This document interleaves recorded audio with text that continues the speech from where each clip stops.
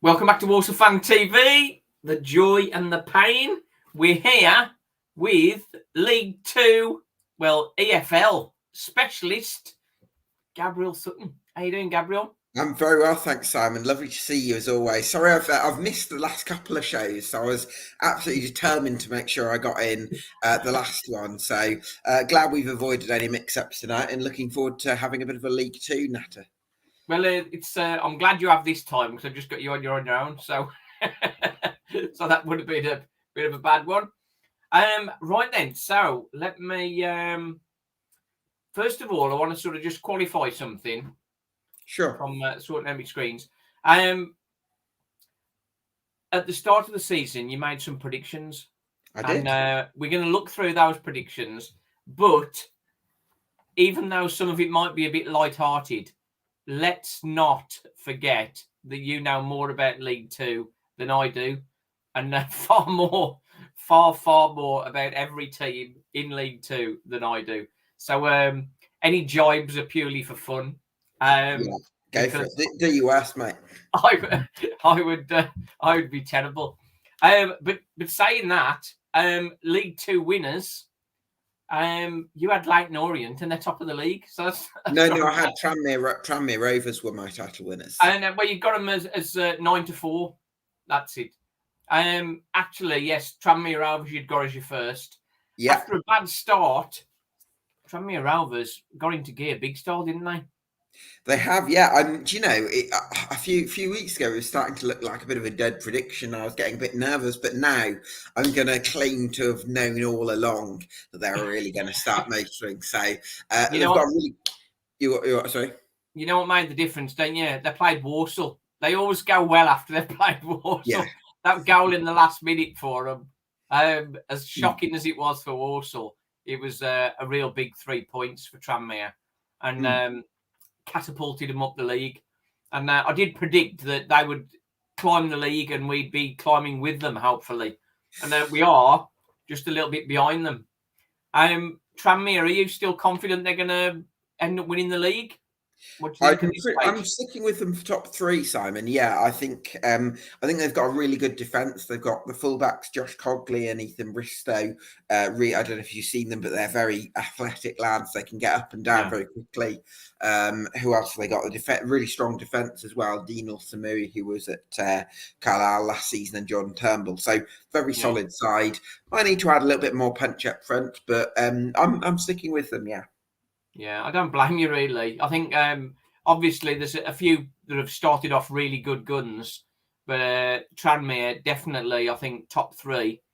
We did touch briefly before we went live on whether you put a bet on yourself. I know you have a bet occasionally, and I do, but I don't put much on. I'm more of a pound bet kind of guy, mate. Okay. Just very briefly, I'm going to mention I do actually have a book, and that is called, let's see whether I can share this on here. I bet I won't be able to work it out, will I? Hang on. Let's see whether I can do the technology. I've no idea what I'm doing here. This no. Anyway, I'm going to try and get this on at some point. I'll present. Here we go. I'm a superstar on this, can you tell?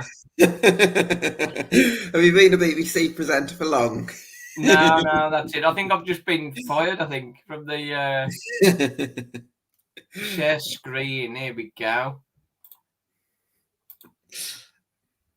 There we go. That's it. Hey, there we go. Gambling Now the Score.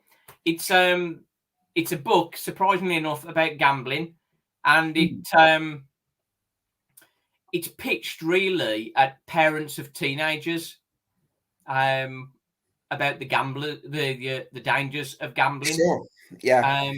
So it's for young people, young adults, or parents of teenagers. That's what it's about. Right now, that's enough for me pitching stuff. I'll put a link in the description. So if anybody wants to have a look at that, it's just £3 ebook. Well worth the read if you've got kids. Right then, I won't mention that again.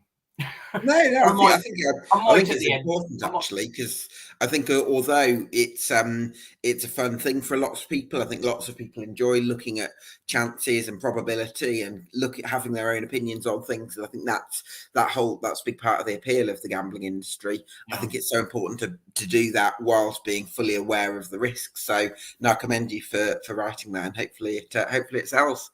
Well, it was a bit of a passion of mine, because I know a lot of people do get in trouble with gambling, sure. And I do cover football gambling in it, but also look at things like the lottery and other avenues of gambling, including spread betting. There's a chapter on that, and it's a very embarrassing lesson that I share in that. But so people that have a read, please don't rib me on it. But I mean, it's an important lesson for anyone who even considers going anywhere near it. Right then, so second place, Mansfield. They're certainly up there and doing well, aren't they? They are, yeah. They've got a really good midfield, actually. Got George Maris, who's very good, Ollie Clark, Stephen Quinn, George Lapsley, a few others in there as well. So I think that's been the real strong point. And they've had lads like Riley Harbottle in defence on loan from Nottingham Forest, who's done well, and got an experienced manager in Nigel Clough. So yeah, I think they're going well, and hopefully they can get that top three berth. Yeah, I think they're definitely top 7 team, aren't they? Oh yeah, It's interesting what's gone on with Danny Johnson. Is at Walsall. He didn't do at all well for Mansfield, and I think he's had a bit of a falling out with Nigel Clough. But his loan is up effectively January. So are they going to want him back? I think the answer is definitely no. Is he going to stay with Walsall and sign for Walsall? We're hoping so. But with the goals he's scored, is it 10, 11 goals he's scored this season so far?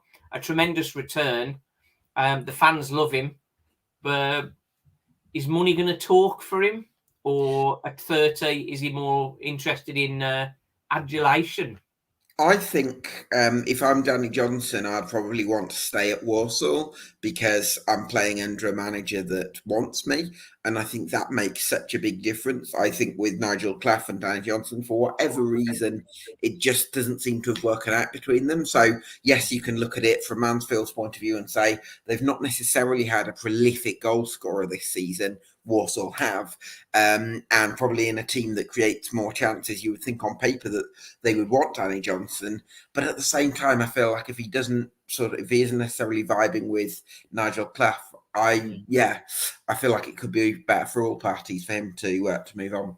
Yeah, I think for Walsall that would be a big loss after the way things have gone.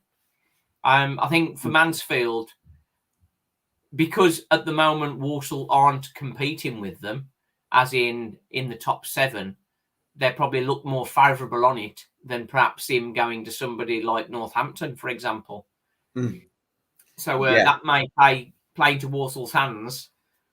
But by the time that decision is really happening, who knows? Walsall might have elevated themselves a little bit higher.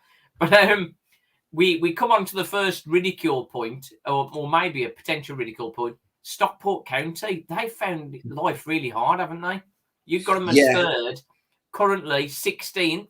They have picked up a little bit recently, but when Walsall played them, I thought they were excellent. And I interviewed some of their fans after the game, and they were like, we were just waiting for you to get the equaliser. And because Walsall scored very late on, and they create lots of chances, they just can't put the ball in the net. Kyle Wootton is one of those players that I was hoping Walsall would sign, and they don't speak very highly of him at all. And then Kyle Hudlin as well. Was it Kyle Hudlin or did he go somewhere else? No, I think he went to Wimbledon actually. Wimbledon, that's it. I'm getting confused. Yeah, go on. But yeah, it's Kyle's. Yeah, I think I think Wotton's come into some form recently, and Stockport as well. Is it 2 wins in 3 for them or something along those lines? Yeah, they've won the last 2, I think. Yeah. Oh, Leicester, yeah. So they won at Bradford as well, quite recently as well, and it seems like they've found a bit of a formula. But I mean, I saw them against Barrow on the opening day, and they certainly created enough chances to get something from that game, and it was just a case of individual errors, sort of undoing them. So if they can cut out the errors, which seems to have been the case recently, and be a bit more clinical, which again seems to have been the case, then maybe they've got that formula to push into the top 7. I'm not sure I'd put them in my top 3 if you ask me now, but I think, but I still think they could make a go of this season. Yeah. Just got a couple of messages on here. I've got Lee is making a comment. Having Ben boycott over this week is good to see. The fact they're looking at doing some business, hopefully DJ being one of them, and lining up targets for January for a push. West Ham United. We get all kinds of guests on here. I love it. I don't know how Orient are top of the league, but well played to them. Orient are very well organised, aren't they? Salah's Fan TV. Is that opposition? What's going on? Walsall talking to Mansfield as we speak. Yes, I have heard that. How many teams does Gabriel think could be struggling financially in the next couple of years? Some clubs are only just getting over 2,000 crowds. Surely financially, that's not stable to survive on those gates. Maybe that's a discussion for another day, but what's your quick thoughts on that? I think there's certainly big problems because the energy bills seem to be skyrocketing, and then clubs can risk getting in this situation between a rock and a hard place where they're having to pay bigger bills and sort of have bigger losses potentially, but also they don't want to sort of mistreat their supporters by having much higher ticket prices because there's a cost of living crisis in the country at the moment. Yeah, so right, I think there's a lot of dilemmas facing clubs, and it's going to be a difficult time. Excuse me, it's going to be a difficult time. Yeah, I think the likes of Harrogate and Sutton, I think sort of a little bit of the issues are starting to surface. I think that teams like that are starting to struggle. But we come on to your prediction for 4th, and they are the perennial underachievers. But this year, Salford look like that could be the real deal. And when the his name is just escaping me, the crazy guy. What's his name now? This is what happens when you get older. Thomas Asante. When Thomas Asante left, I thought Salford are really going to struggle, or definitely not hit the heights. But they're having the best season, aren't they? Yeah, they find ways of creating chances without Asante, so I think that's a big feather in Neil Wood's cap. It's funny with Salford because they've had a few seasons after coming up from the National League where they had very busy summers, spending a lot of money, big wages for proven players, and making a lot of signings. Actually, this year they've cut back some of the spending. They've not been quite as extravagant, but actually they've got a bit more of a developmental model now. And they've got Neil Wood, who was a coach at Manchester United under 23s previously. He seems to be doing a really good job. So some positive signs for the Ammies, I think. I'd certainly think they've got a good chance of being in the top 7. I think with the gates they're getting, they're obviously still relying on the Busby Babes kind of thing, don't they? The Man United guys. A team that's climbed up into 6th. Are we going to get? In fact, no. I'll stick to my format. Newport. They were very good last season. But this season's just not gone right. Rowbury, of course, got fired, didn't they? Newport County, in 18th at the minute. Yeah, they've not had the best season so far, but I think there's a bit of hope with Graham Coughlin as manager. He's come in. He's instilled a bit of passion, a bit of fight in that team, and he's got a reaction. They've won their last couple of games. They've got a defender called Priestley Farquharson, who's been pretty good for them lately. So there's that opportunity for them to climb the league, but I would suggest they're probably not going to finish as high as I maybe thought before the season.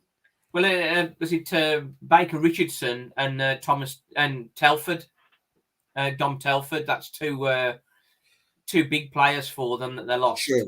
Yeah, and a few midfielders as well, like Finazaz, for example. Oh, yeah, he was on loan from Villa, wasn't he? He was from. Yeah. And Ollie Cooper from Swansea, who's now firing in the Championship. So, yeah, it was tough from that perspective, definitely. Next on the list, Leyton Orient, obviously, Richie Wellens, top of the league. They had a bit of a wobble, but they're right back up there again. And they're a team who can probably last the pace. What do you think? Yeah, I'd probably agree with you there, Simon. I think Richie Wellens is a manager who's won the title at this level before with Swindon Town, and certainly his form as manager of Leyton Orient, or Leyton Orient's form under him, put it that way, has been really strong. George Moncur in midfield has been outstanding this season. I think he's a class above this level. Paul Smythe as well is an obvious danger. So yeah, the O's having a fantastic season, and I would probably expect them to be in the top three based on what we've seen from them so far. Yeah, they look like they're a good team. Walsall are sort of picking up the old boys, aren't they? With Conor Wilkinson and Danny Johnson, and I think Harry Smith is one player that's been bandied about. He went on loan to Exeter, and it didn't work out, and he's gone back. He's probably going to be available January for somebody to snap up, I think. Where do you think he's likely to go? Harry Smith. Well, I think it's going to be a team that plays quite direct football because he's 6'5". He's got a big leap on him. So yeah, I think man, yeah. Yeah, so I think if you want to play that style of football, then I think he's going to suit it, definitely. Would he suit Walsall, do you reckon?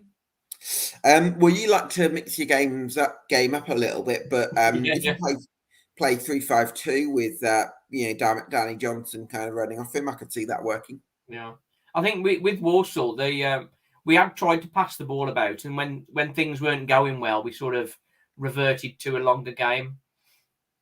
But last night, the timing of this is just purely coincidental. But Walsall had a very big win last night. Battered Harrogate. It was 3-0 up at half time. And rather than long ball stuff, we were passing the ball around really well. So that's good. That was my prediction, that the long ball stuff would sort of slip away when we sort of started getting a little bit of form and started cutting out the daft errors that was affecting us. One player that Walsall had, perhaps a little bit misunderstood, was Brendan Kiernan. And he moved on to Grimsby, who were next on our list. We predicted, or you predicted 7th for Grimsby. I did. They're currently in 11th. What's your current thoughts on that? I think with Grimsby, they're a very solid team under Paul Hurst. They've got a great crop of centre-backs, very well organised, well drilled as well.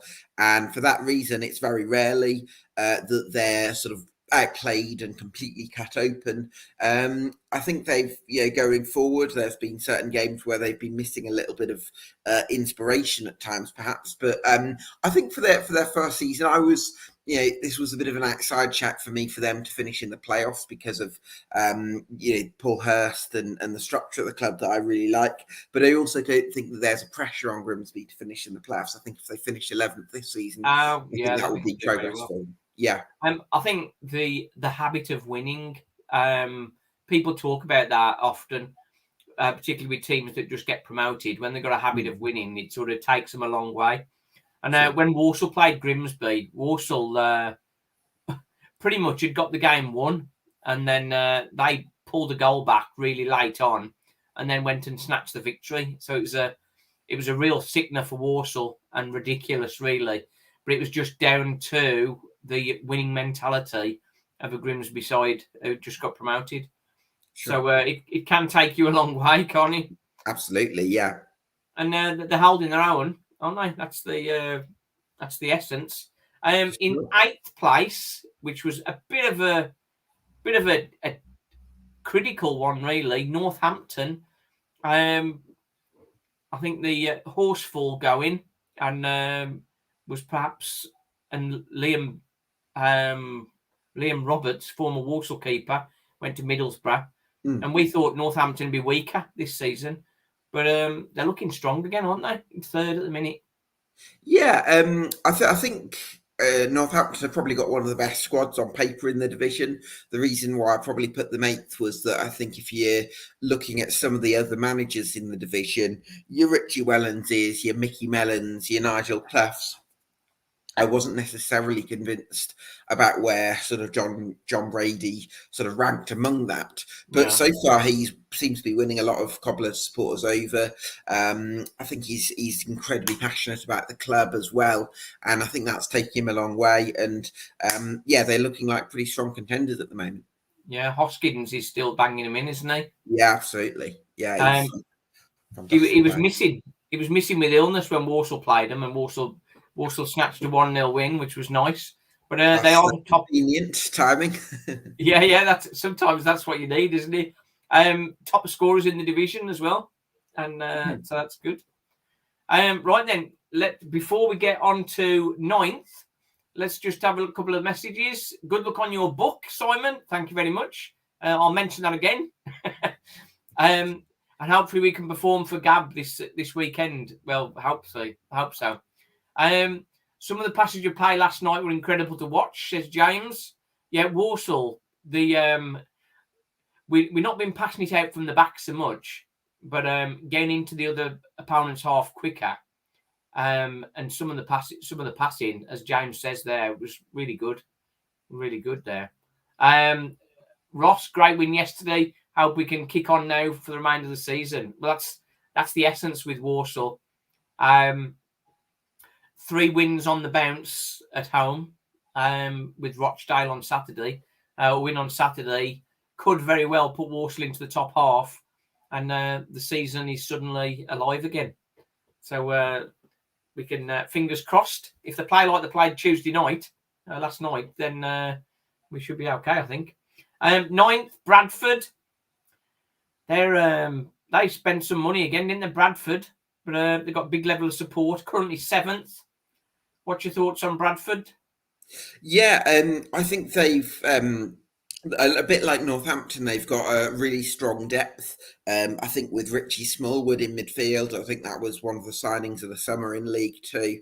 And obviously in Mark Hughes, they've got an incredibly experienced manager as well. So I'd certainly expect them to be in the mix. I wouldn't necessarily have them in the top 3 just at the moment, but I think they should be in amongst it. They're going to be in the mix and challenging. I think just missing out and Walsall slipping in to the top 7 would do me. Brings us to 10th, the mid-table or just above mid-table for Walsall. Prediction 10th, current position 13th. So I think Walsall are getting it together. And with the players coming back from injury, that's helping. Who are the big ones that you really want to see come back then, Simon?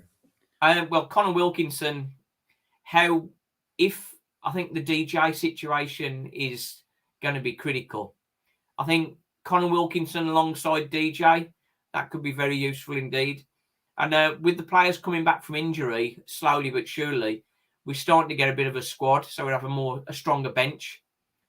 And that's making a big difference. The likes of Stevenage have made good use of that, the 5 subs. It's kind of derailed Walsall a little bit on Tuesday, bringing sort of 4 or 5 subs we brought on. It sort of derailed us and give Harrogate a bit of a chance to get a hold of the game, really. I think Walsall were just getting a bit complacent. But there are tougher games to face this season than Harrogate, which is the reality. Can Walsall make top 7? I think, as we said at the start of the season, if Walsall make top half, it's been a good season. Top 7 be a very good season, and top 3 it'd be dreamland, really. Do you think there's enough goals in the team outside Danny Johnson? I mean, do you think Isaac Hutchinson is one who can sort of chip in with a few? Well, I think for Walsall to really compete top 3, we'd need... if Walsall wanted to complete top 3, we need to be looking for 2 players who can sort of be getting towards 20 goals. Now, DJ is going to be up there if he stays, which is the if. Is anybody else going to get up towards that? I'd be surprised. Yeah. Tom Knowles has got potential, but his composure in front of the goal is not the best at the moment. Hutchinson, I think, is very much a confidence player. So I think for that reason, he's probably unlikely to get past maybe 10 goals. I think 10 would be a great return for him. Andy Williams is tired. So, and Walsall aren't scoring from corners like we were hoping. So the likes of Peter Clark could be chipping in with goals at set pieces. But talking to the Tranmere guys, that's sort of, it slipped off a bit for him the end of his time at Tranmere. He wasn't really sort of getting up and doing the damage. So, yeah, it's going to be a struggle. But with the Travella boys, with Ben Boycott, who knows? We might have DJ plus another. But I think they've put a lot of money in. They're not looking to bankroll the team like they try to do with, people try to do with Salford. And it's steady progress. So I think if Walsall got themselves into the top 7 and got into the fun of the playoffs, I'd be overjoyed with that. Absolutely. Should we cherry pick some of those predictions from the bottom half then, just to kind of look over some of them, because I'm sure I've got some completely wrong in terms of bottom half teams. Okay, well we're into just I'll sort of whip through some a bit quicker because I know we're quite limited for time. Swindon started off a complete mess, but now suddenly they're back on it again. You've got them as 11th. I think they're going to be easily top 7 again. They could be close to the top 7 certainly than I thought. I think a lot of the young players they'd signed sort of to be assets. They signed a lot of young players on 2-3 year deals in the hope that 1 or 2 of them could come good and then they'd be able to sell them on the next summer. I don't necessarily know if I see them going up. I think what's going to be key there is if they can keep the likes of McDonald and Louis Reed fit, Johnny Williams as well. I think that's going to be vital for them because they've got quite a young squad apart from that. But Luke Jeffcott and who's the other? Jacob Wakeling as well. It seems to be having a decent partnership. Yeah, I think with how they've sort of improved from the early season start, they're looking the real deal. But as you say, a lot of young players in there, so they may struggle to maintain that. Hartlepool, they're not doing very well. You had them as halfway. You're probably furthest away with Hartlepool. I got completely wrong. Yeah, I think I probably overestimated how good a manager Paul Hartley was going to be for them because he'd won 2 promotions in 3 seasons for Cove Rangers, and I thought, could that be, but actually, I think he'd had the biggest budget in both, for both occasions, quite significantly. And it hasn't worked out for him at Hartlepool, and it's actually looking now like quite a big job for Keith Curl to try and keep them up. I think them and Harrogate could be in trouble. Who do you have going down, Simon? I'd be really curious. I'm not going to mention Rochdale because Walsall haven't played them yet. Okay. A lot of the teams that we've played, and even teams we've played and they've beaten us, have not been great. Sutton, I wasn't actually at that game, but the report I got from Lee Reynolds on that was they were the worst team he'd seen. But they're scraping some points together. Hartlepool, the fact that Walsall beat them 4 when we were sort of not really got our team together was not a great one. and Harrogate, they were poor in fairness. Jack Muldoon is a big player for them. I don't know what's gone on. He scored for them the other night, and then the following game he didn't play. He wasn't in the squad, and he wasn't in the squad yesterday. So what happens with him, or what's going on with him, I don't know. But he could have a big part in whether they survive or not. I think Harrogate are one of those teams that they've kept the squad together to get up into the Football League, and then slowly players are moving on, and they haven't got the money to replace them.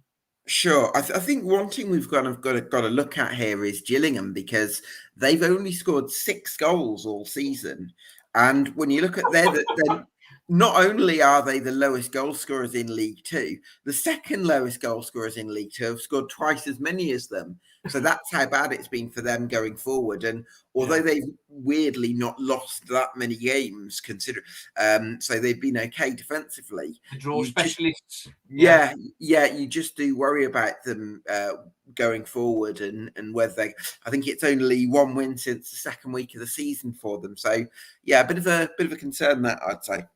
Yeah, I think Gillingham, they beat us, didn't they? Or was it 0-0? Did they beat us? I can't remember now. I'm not sure. I'm old now. I forget. Rochdale looked resurgent under Jim Bentley, so I've got a feeling he might keep them up. So, could it be 2 of Harrogate, Colchester and Hartlepool, or 2 and Gillingham maybe? I'm not sure. Yeah, Hartlepool are sort of slipping away from it already, aren't they?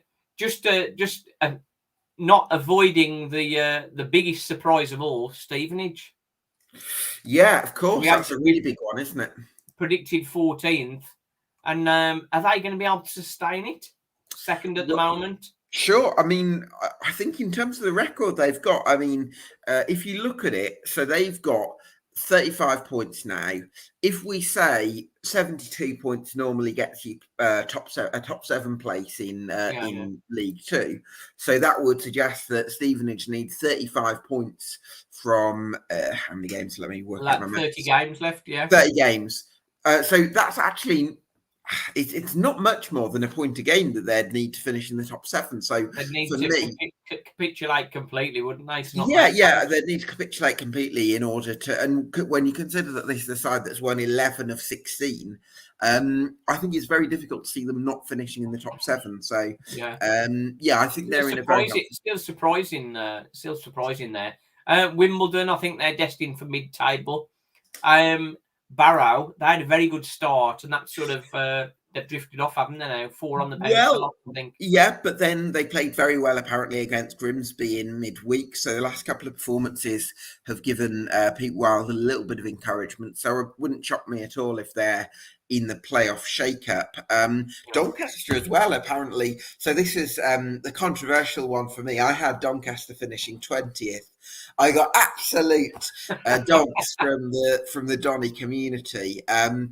And obviously, I think they've their form's not great. I think they're winless in 5 games now, but still 12th. And actually, their performance under Danny Schofield in his first game in charge, although they did lose to Stevenage, was quite encouraging. So I think they might have a formula to be in contention. And do you know, I think there's a lot of teams in that playoff shake-up that you could probably just throw a blanket over, you know.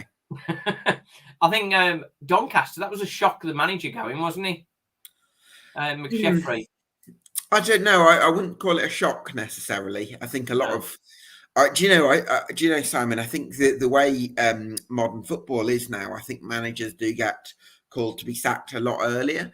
And listen, it is a difficult industry. We had a chat of whether Mike Flynn was going to survive when Walsall were on their rough run.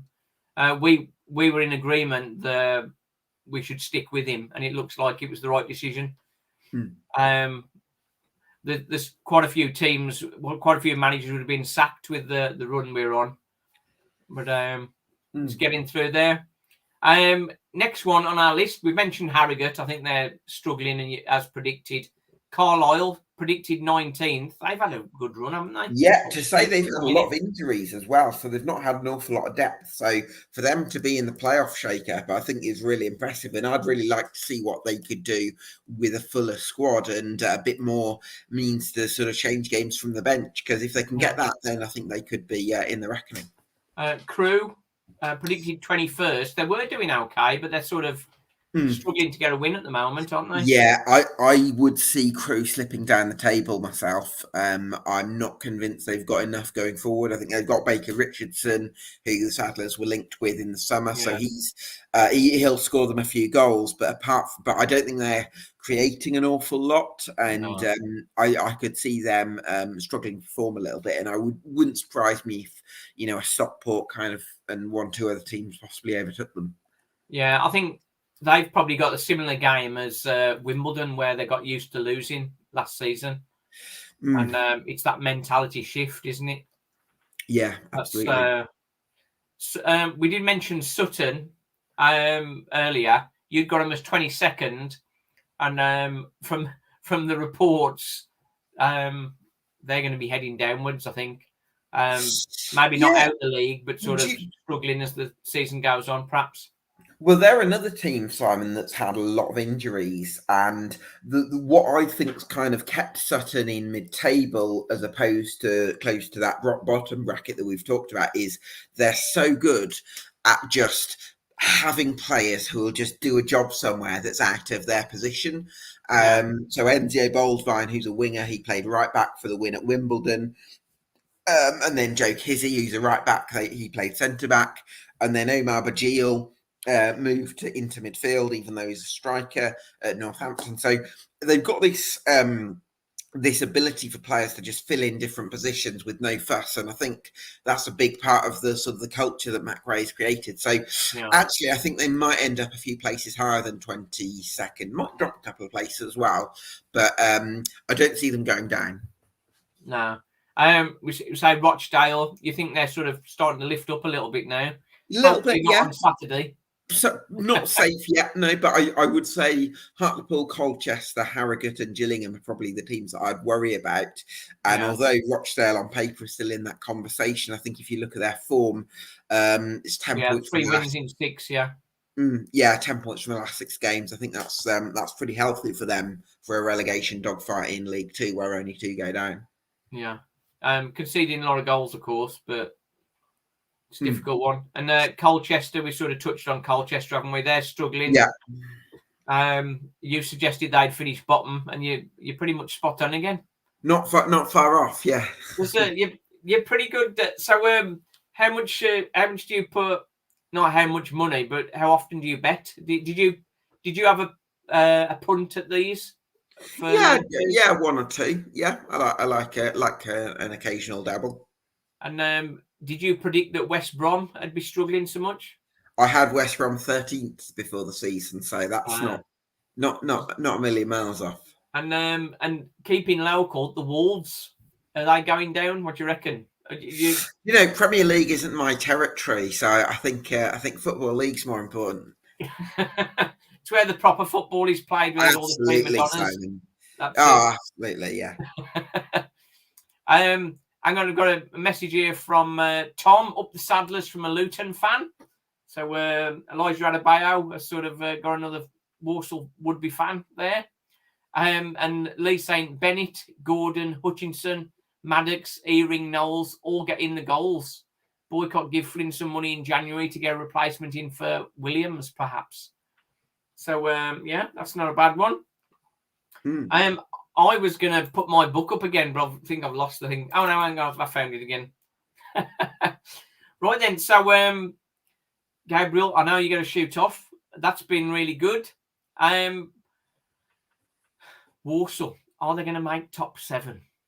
Top 7. Let me try and give you a prediction now. I think in terms of I'm not sure there's going to be more than 1 or 2 teams outside the current top 7 in League 2, the inside the current top 7 in League 2 that finish outside of it. I think Tranmere will get in there. So on that basis, I think Walsall might improve between now and the end of the season. But if you were to ask me whether it's going to be enough for finishing the top 7, I'd have to tell you no. Yeah, I think if we think Leighton Orient, are they going to be out the top 7? No. Well, no. Stevenage, I think we've mentioned Stevenage. I think the maths of it with Stevenage, I think it would take a lot for them to... Because they're sort of well clear on that 35 points. That's 10 points clear of 8th. With only 30 games to go. That's I think in no particular order, I think Swindon might drop out of the top 7. I think Tranmere will finish in the top 7 and possibly push on. And I think Walsall will improve, but still might be a few places. I think I said 10th. I'd probably stick with that, to be honest. I think from my point of view, I think if Walsall are competing in and around the top 7 at the end of the season, I think that'll be a good happy season, I think. Yeah, well, let's hope that's the case, Simon. Well, you never know. The thing is, like Bristol Rovers had a good run, didn't they? They did last season, and the magic came together for them. I still think it was a bit dodgy that last game of the season. That was a bit sus, I think. But possibly, yeah. I think some money must have changed hands somewhere on that. But just on a final one, we sort of let's. Am I know how to do this again? Let's see if I can do it. Is it? Have I done it? Yay! That's it. So if you haven't already, buy a copy of Gambling Now the Score. It's a book targeted at teenagers and parents of young kids, teaching them about the pitfalls and the risks of gambling. It's not a pure don't gamble, you must be a nutter. It's a balanced argument. So looking at the positive side of it and the negative side of it. And I firmly believe with the right kind of understanding of the risks, it's something that's not overall a problem, but you've got to now be able to stop and got to be able to control yourself. But that's all in the book, including my most embarrassing financial moment. So that's in there as well. So people could have a laugh at that if you like. And a few of my anecdotes of my cricketing exploits, which is equally as embarrassing or funny, I don't know. Right then, so Gabriel, thank you very much for coming on. Forever in debt for your knowledge of EFL, first class. Right. Always a pleasure, Simon. You talk about the knowledge there, but it's always so helpful to pick your brains for knowledge on the Saddlers. So always lovely to chat to you, and all the best for the rest of the season. And hopefully see a few of you on Saturday, because I'm at the game against Rochdale on Saturday. So hopefully see a few of you down there. I'll try and find you out. You could join us at Smash Burgers, perhaps. Is there even a place? Because I normally used to go to the hotel, just the coffee bar around the hotel, just outside the ground. But then that's closed down since COVID. So I'm open to a new place to go to before the game. Well, I'll talk to you offline, but we'll see whether we can make that work. Nice. As for today, thank you very much for everybody that's watching. Thank you for all the comments. Like and subscribe if you haven't already. And check out the link in the description and get yourself a copy of Gambling Now the Score. Right then, Wolves Fan TV, the joy and the pain. We love it. Thanks for watching.